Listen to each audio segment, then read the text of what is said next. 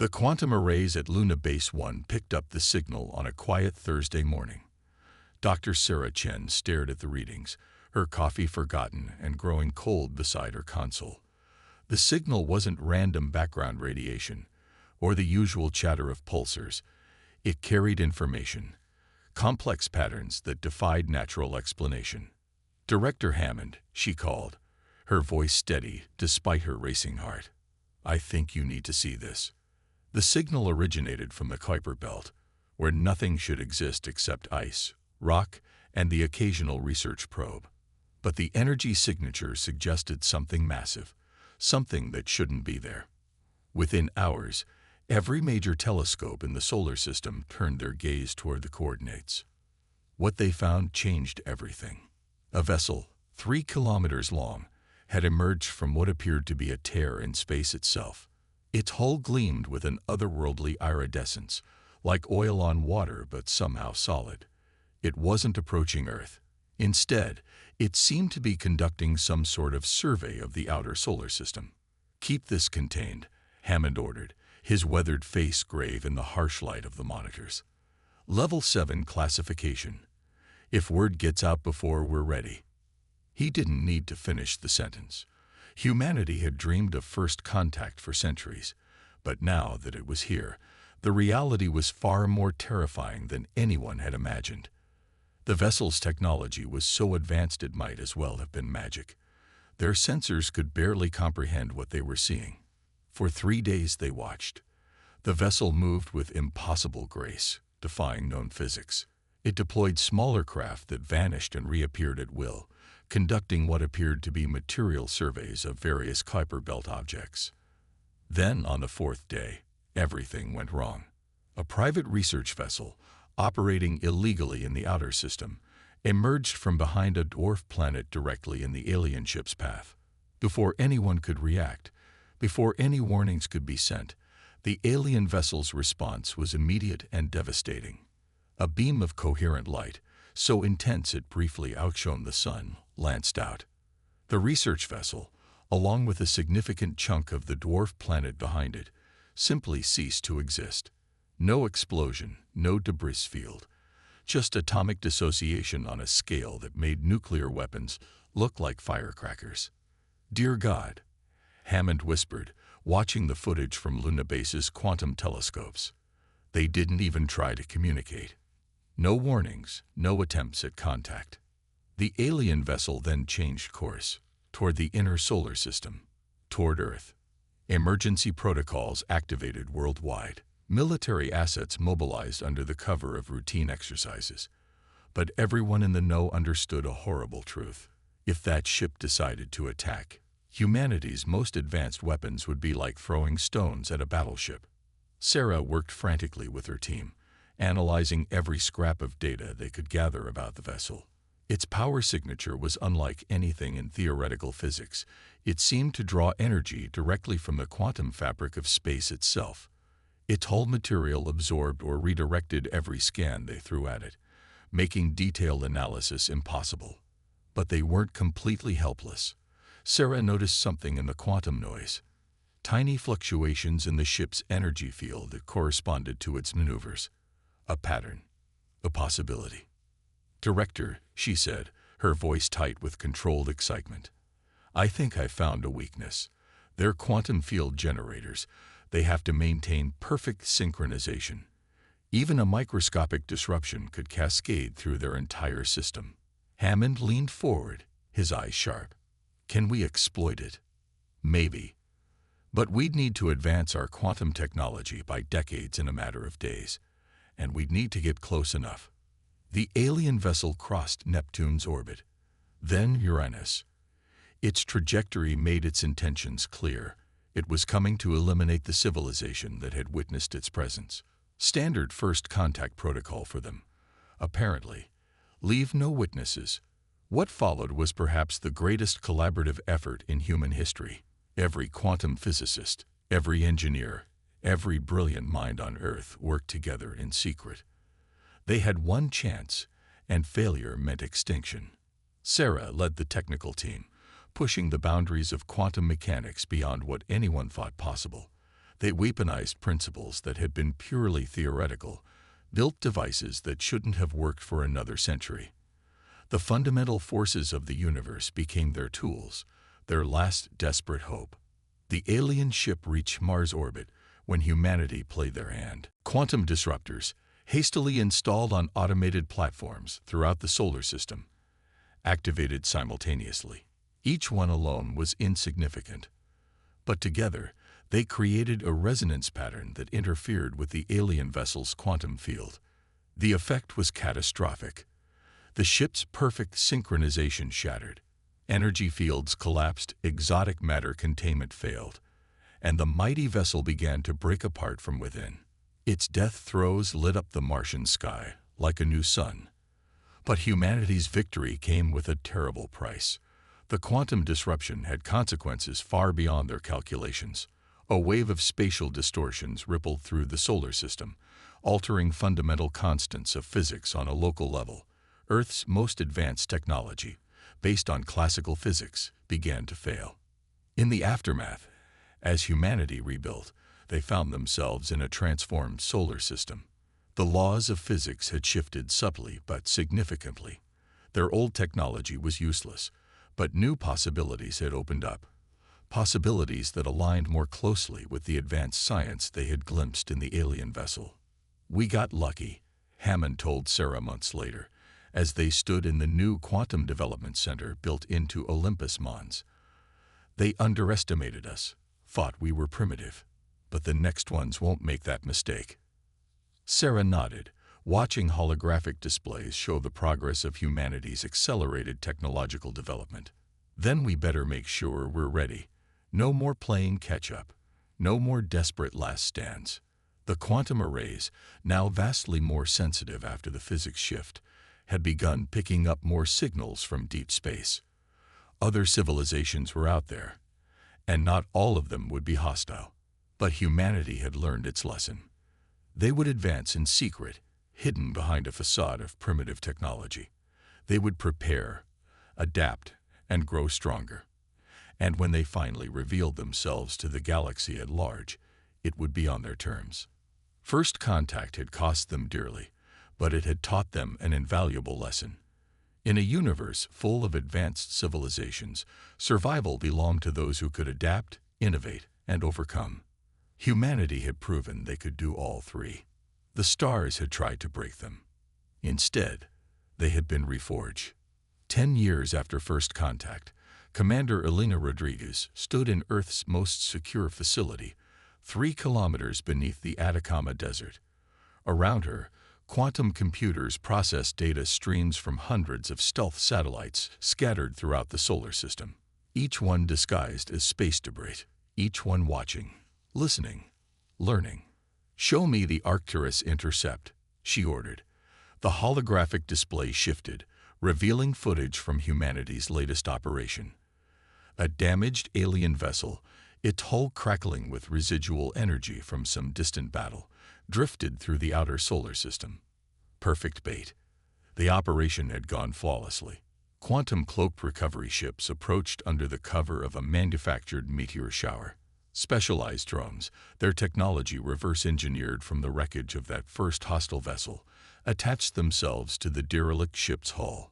Within hours, the entire vessel disappeared from conventional sensors, towed to a hidden facility in the Kuiper Belt.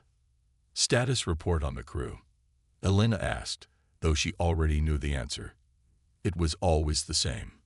"No survivors," Lieutenant Marcus Wong confirmed, his augmented eyes scanning through data streams. But their neural patterns were successfully preserved in the ship's quantum matrix. "Tech team is extracting them now." Elena nodded. Another cache of alien technology and knowledge, ready to be studied and adapted. This was how humanity had advanced so rapidly in the decades since first contact, not through innovation alone, but through careful observation and acquisition of alien technology. Always in secret, always maintaining their facade of a primitive civilization barely reaching for the stars. The Shadow Protocol, as it was known to the few thousand humans cleared to know of its existence, had 3 primary directives: acquire, adapt, and advance. But there was an unofficial fourth directive that everyone understood. Stay hidden. New contact, Marcus announced suddenly, reading multiple quantum signatures at the edge of the Oort cloud. Signatures match Zarkak's battle fleet configurations. Alina's enhanced muscles tensed. The Zarkaks were among the most aggressive species they'd encountered in their covered observations.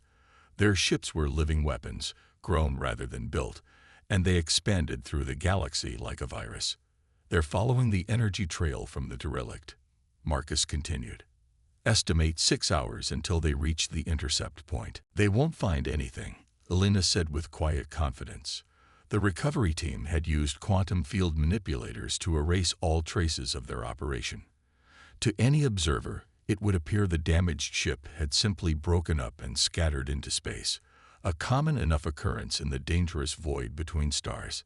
But the Zarkaks' arrival presented an opportunity. Their bioorganic technology was of particular interest to Earth scientists. Perhaps. Deploy surveillance drones, Alina ordered. Full spectrum analysis. Let's see what we can learn from their search patterns. The next few hours were tense but productive.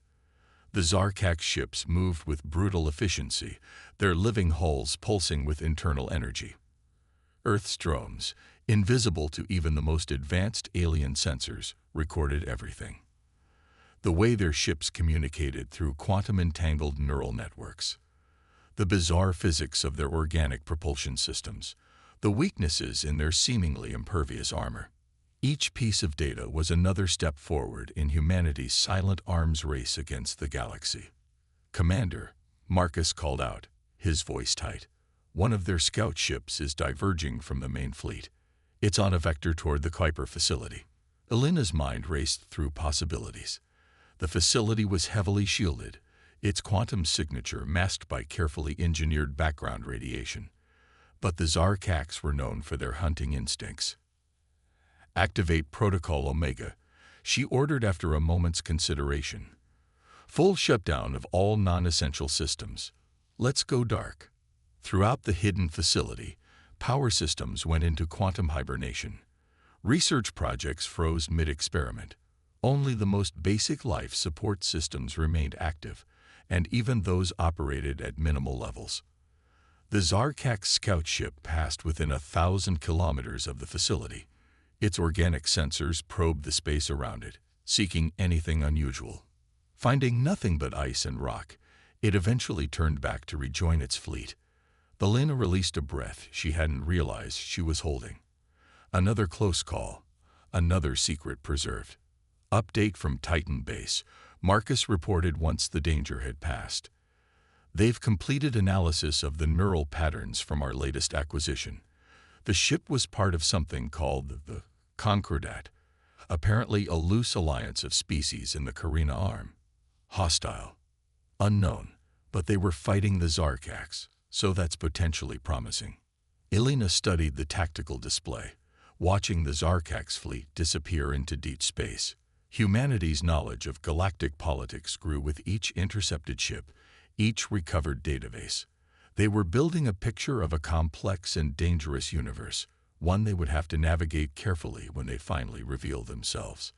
Begin full analysis of the Zarkak scan data, she ordered. I want to know everything about their bioorganic systems. If they're going to be a threat, we need to understand how to counter them. As her team went to work, Alina reflected on how far humanity had come.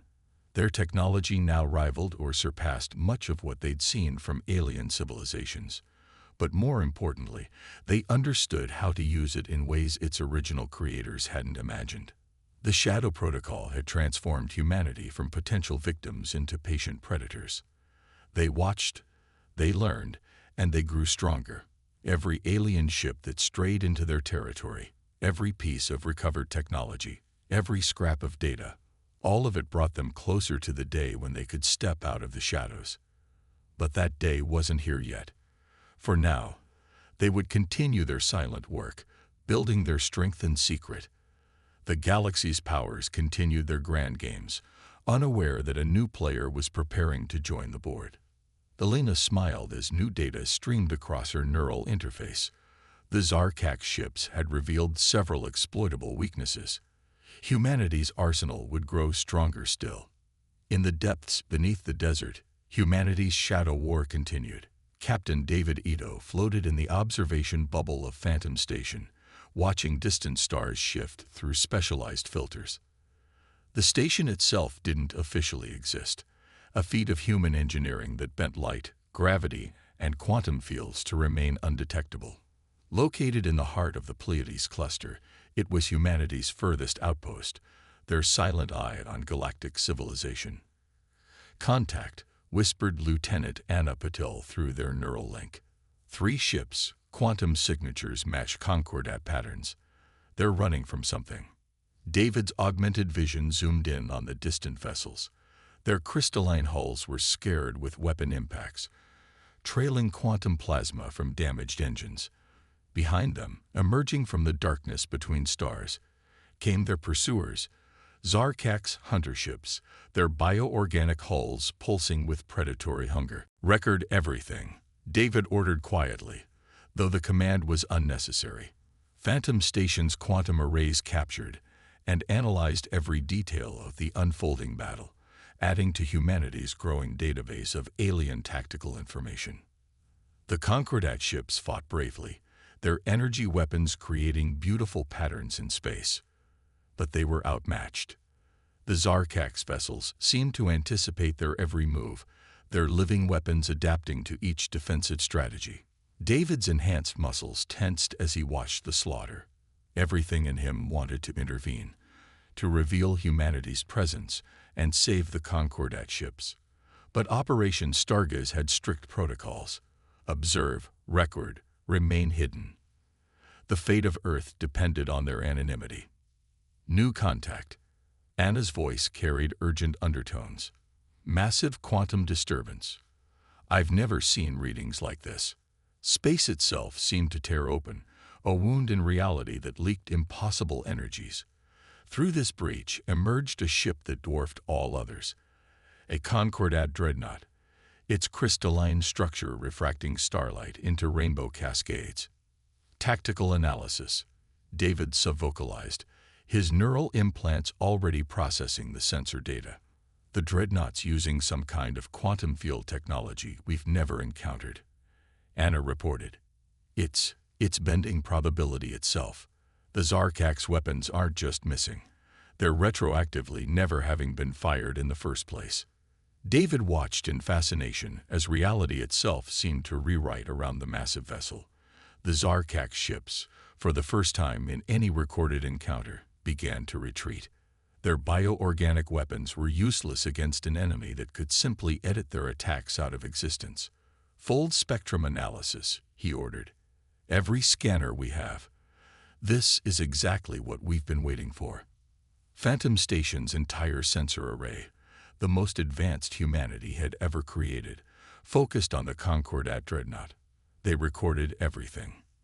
The quantum field fluctuations, the probability manipulation matrices, the crystalline lattice structures that somehow channeled these impossible energies. "Getting it all," Anna confirmed. "But sir, these readings suggest their technology operates on principles we haven't even theorized yet. This is beyond anything we've reverse engineered." David smiled. "Then we'll have to expand our theories. Contact Luna Base. Tell them to prepare the quantum labs. This data is going to keep our scientists busy for years." As they watched, the dreadnought gathered its damaged allies, enveloping them in its probability field. Space tore open once more, and the ships vanished, leaving the frustrated Zarkak's hunter ships behind. "Sir," Anna's voice carried an edge of excitement. "One of the Zarkak ships was caught in the quantum backwash from the dreadnought's departure. Their systems are destabilizing." David's smile widened. "Deploy recovery drones. Looks like we'll have some new bioorganic technology to study." The drones, invisible and untraceable, moved toward the damaged Zarkak's vessel.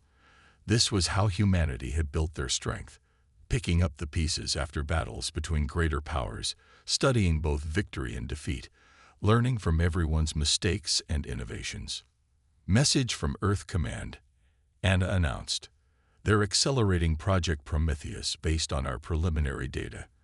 The quantum probability manipulation we just witnessed, they think we can reproduce it, maybe even improve on it. This was humanity's greatest strength, David reflected. Not just their ability to learn and adapt, but to take disparate technologies and combine them in ways their original creators never imagined. The Zarkax's bioorganic systems, the Concordat's quantum manipulation, and dozens of other technological fragments, all of them would be studied, understood, and synthesized into something new.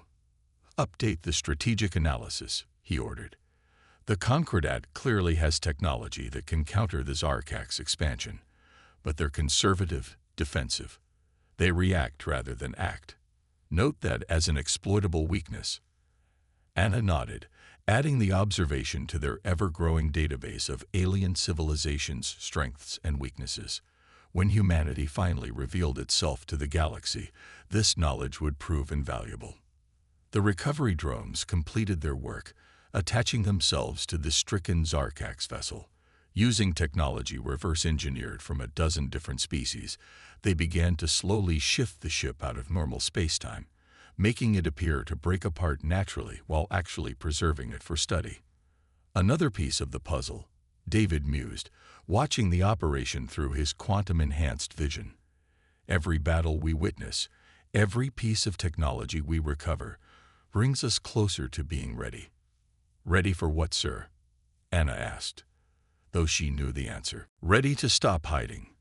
Ready to show the galaxy that humanity isn't just another primitive species to be conquered or ignored. Ready to prove that we've learned from all their mistakes and achievements.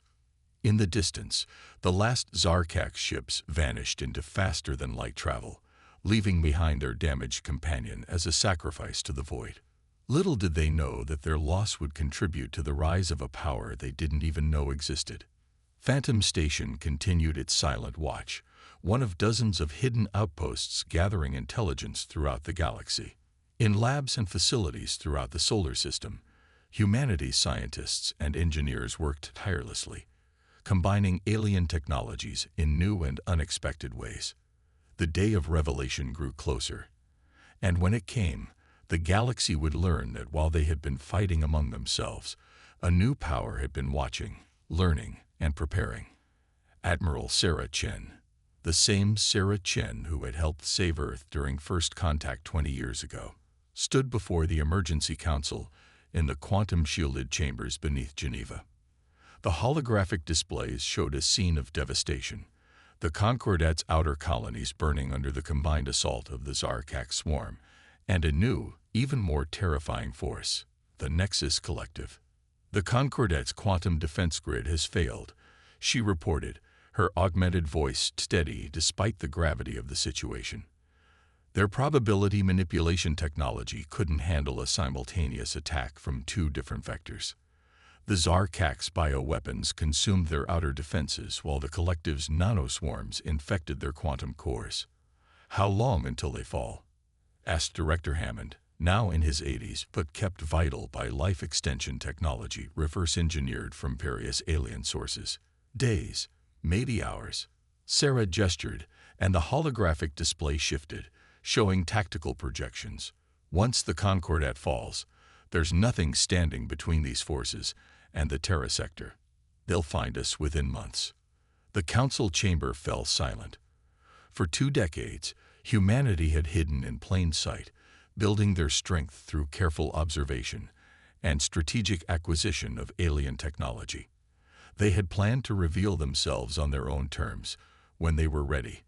But now, show them what we've developed, Hammond ordered.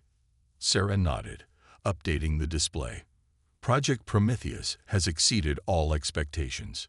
By combining Zarkax bioorganic systems with Concordat quantum technology and our own innovations, we've created something entirely new. The hologram showed a ship, if it could be called that. It shifted between states of matter, like water flowing through different phases, its hull simultaneously organic and crystalline, solid and energy. It broke every known law of physics while somehow remaining stable. The Prometheus-class vessels represent a perfect synthesis of everything we've learned, Sarah continued. They can match the Zarkax in biological adaptation, counter the collective's nanoswarms with quantum probability manipulation, and employ weapons systems that no one in the galaxy has ever seen. How many can we field? Someone asked. 12 are complete. 30 more will be ready within the week. Our automated construction facilities have been running at full capacity since we detected the joint invasion force. Hammond leaned forward, his enhanced eyes studying the tactical projections. The question isn't whether we can fight. It's whether we should reveal ourselves now. Everything we've built has been based on secrecy and surprise. Director, Sarah said quietly, I've spent 20 years watching aliens die because we chose to stay hidden. The Concordat may not be perfect, but they're the only major power that's shown any interest in peaceful cooperation. If they fall, this sector of the galaxy falls into darkness. The council chamber erupted in debate. Some argued for continued secrecy, for letting the alien powers exhaust themselves in conflict. Others pushed for immediate intervention, arguing that humanity had a moral obligation to act. The decision, ultimately, came down to Hammond. He had overseen humanity's transformation from vulnerable prey to a hidden predator. His judgment had kept Earth safe through 2 decades of secret advancement. Show me the projections if we don't intervene, he ordered. Sarah updated the display one final time. The tactical computers, quantum-enhanced and fed by years of intelligence data, painted a grim picture. The Zarkax and the Collective would carve up the sector between them, their opposing philosophies of biological and mechanical transcendence leading to an eternal Cold War. Countless civilizations would be caught in the middle, forced to choose between being consumed by living weapons or assimilated by nanomachines. And if we intervene? The projection shifted. Humanity's hidden fleets, emerging simultaneously from dozens of secret bases throughout the sector. Ships that combined the best aspects of every technology humanity had studied, crewed by humans enhanced by 20 years of careful genetic engineering and cybernetic advancement. We can't guarantee victory, Sarah admitted, but we can guarantee change. The galaxy has stagnated, with each species clinging to their own path of advancement. We've learned to combine them all, to see the strength in synthesis rather than purity. Hammond was silent for a long moment. Then he smiled, the same smile he'd worn 20 years ago, when a young Dr. Chen had shown him how to defeat an alien warship with theoretical physics. Send the order, he said. All fleets to execute Operation Daybreak. It's time to show the galaxy what humanity has become. Throughout the solar system and beyond, hidden facilities hummed with activity. Ships that had never seen real combat prepared for war. Crews who had trained endlessly in simulation finally had a chance to prove themselves. In the Phantom Station, now one of hundreds of cloaked observation posts throughout the sector, Captain David Ito received the orders with grim satisfaction. His station's quantum arrays had watched countless atrocities over the years, always forced to maintain their silence. Now, finally, they could act. The Prometheus ships moved into position, their hybrid nature allowing them to hide in plain sight. Some mimicked asteroids, others disguised themselves as space debris, and some simply bent light and probability around themselves to remain unseen.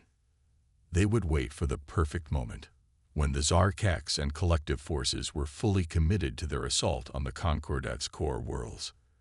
Then humanity would reveal itself, unleashing 20 years of hidden advancement in one devastating surprise attack.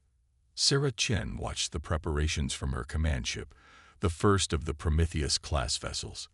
They had named it Evolution, a testament to humanity's path from survivors to secret watchers to unveiled defenders.